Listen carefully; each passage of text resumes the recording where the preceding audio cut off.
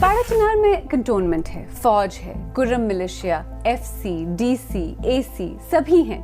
इन सब की मौजूदगी में यहाँ फसादात होते हैं और लोग ऐसे रहते हैं जैसे कि दो अलग अलग ममालिक में रह रहे हैं।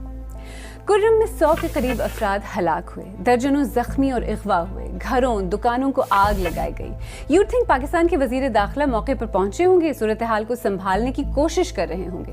खैबर पख्तूनख्वा के वजीर आला, सूबाई वजीर दाखिला, सबकी लिस्ट पर ये मसला नंबर 1 होगा, राइट? रॉन्ग। आपको पता है अब तक इनमें से कोई भी सीनियर गवर्नमेंट ऑफिशियल वहां गया तक नहीं। बात प्रायोरिटीज की है। इस्लामाबाद की सियासत, धरने, टेयर गैस, फायरिंग, ये सब ज्यादा अहम है।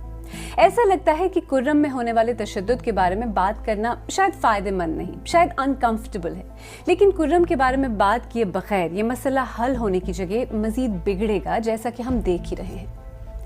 माहिरीन कहते हैं कि जब